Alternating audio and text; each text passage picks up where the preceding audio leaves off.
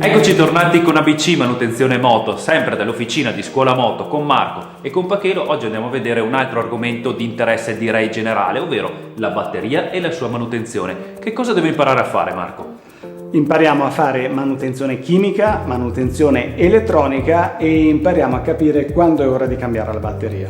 Che cosa intendi per manutenzione chimica? Per manutenzione chimica si intende andare a ripristinare il livello dell'elettrolita nelle batterie ad acido libero, aggiungendo l'acqua demineralizzata e quindi ripristinando fino al livello massimo.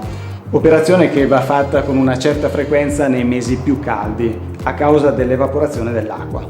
E invece per manutenzione elettronica? La manutenzione elettronica la facciamo fare a questi apparecchi manutentori che vanno collegati da una parte alla rete elettrica in box e dall'altra parte alla batteria.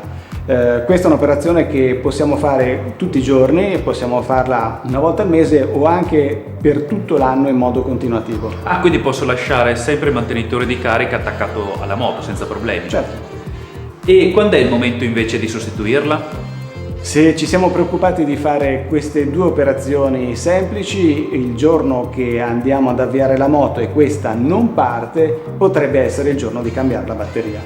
Quindi diciamo che facendo una corretta manutenzione chimica e soprattutto una costante manutenzione elettronica, la batteria dura più a lungo e soprattutto è più efficiente. Assolutamente. Credo che anche oggi abbiamo imparato, almeno io, qualcosa in più e sicuramente qualcos'altro impareremo nella prossima clip dove parleremo di un altro argomento di interesse generale, ovvero il cambio dell'olio.